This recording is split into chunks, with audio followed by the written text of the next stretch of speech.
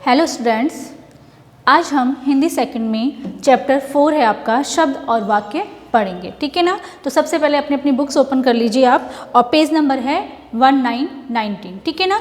तो chapter number है 4 और उसका नाम है शब्द और वाक्य। तो अपनी अपनी बुक्स में देखिए, आपने अब तक भाषा, वर्ण, वर्णमाला एवं मात्राओं के बारे में पढ़ा है ना आपने अब तक। क्या है? भाषा, वर्ण और वर्णमालाओं का ज्ञान आपको है। ठीक है ना। क्या आप जानते हैं कि दो या दो से अधिक वर्णों के मेल से क्या बनता है? शब्द बनता है। दो या दो से अधिक जो वर्णों का जो मेल होता है, जिनको मिलाकर हम क्या बनाते हैं? शब्द बनाते हैं। उस शब्द का निर्माण होता है। ठीक है ना। शब्द वही होते हैं जिनका कोई ना कोई अर्थ होता है। शब्द क्या है? जिनका कोई अर्थ निकलता है। ठीक है ना। वो क्या कहलाते हैं? आपके शब्द कहलाते हैं। ठीक है। अतः शब्द सार्थक ध्वनियों के मेल से बनते हैं। शब्द किससे बनते हैं? सार्थक ध्वनि, जो सार्थक, जिनका कोई अर्थ निकल रहा है, उनका जो ध्वनि निकल रही है, वो शब्द क्या कहला रहे हैं? आपके शब्द कहला रहे हैं। ठीक है ना। सार्थक शब्द अपना विशेष अर्थ प्रकट करते हैं। सार्थक शब्द जो होते हैं, जिनका, यानी सार्थक शब्द का मतलब है जिनका कोई अर्थ निकलता है। ठीक है। जैसे मैं आपको समझा रही हूँ तो मैं क्या बोल रही हूँ? यहाँ पर सार्थक शब्दों का प्रयोग कर रही हूँ ताकि आपको उसका अर्थ समझ में आए। ठीक है ना। तो शब्द की क्या परिभाषा है? देखिए, दो या दो से अधिक वर्णों के सार्थक मेल को शब्द कहते हैं। क्या कहा गया यहाँ पर? कि दो या दो से अधिक वर्णों के जो सार्थक मेल होता है, उनको हम क्या कहते हैं? शब्द कहते हैं, जिनका कोई ना कोई अर्थ होता है। ठीक है ना। जिनका क्या है? कोई ना कोई अर्थ निकलता है, वो क्या कहला रहे हैं? आपके सार्थक शब्द कहला रहे हैं। ठीक है ना। जैसे गमला। ठीक है। पढ़ने से ही हमें पता चल रहा है कि ये क्या है? गमला है। ठीक है ना। इसका अर्थ निकल रहा है कि ये क्या है? गमला है।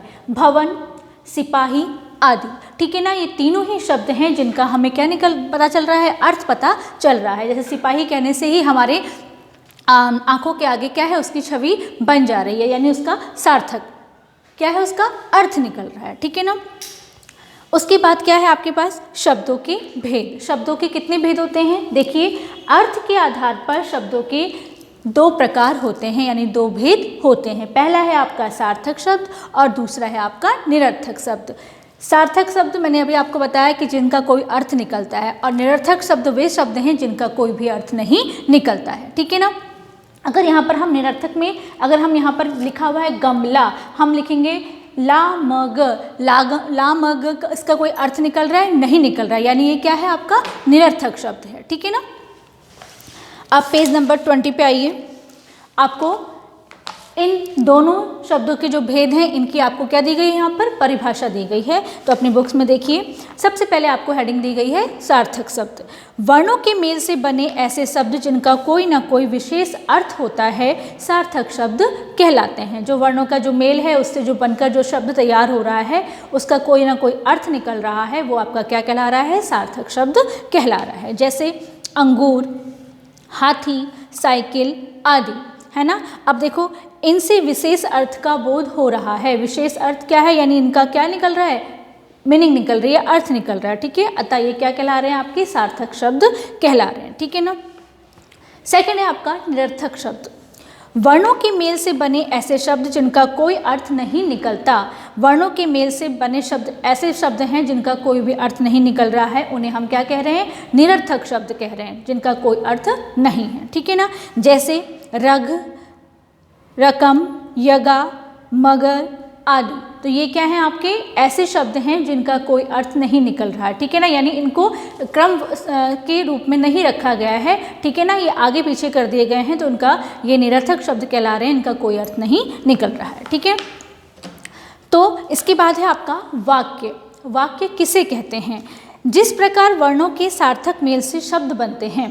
ठीक है ना। सार्थक शब्दों से क्या बन रहा है? सार्थक शब्दों के मेल से क्या बन रहा है? शब्द बन रहा है। उसी प्रकार शब्दों के सार्थक समूह से क्या बनता है? वाक्य बनते हैं। ठीक है ना।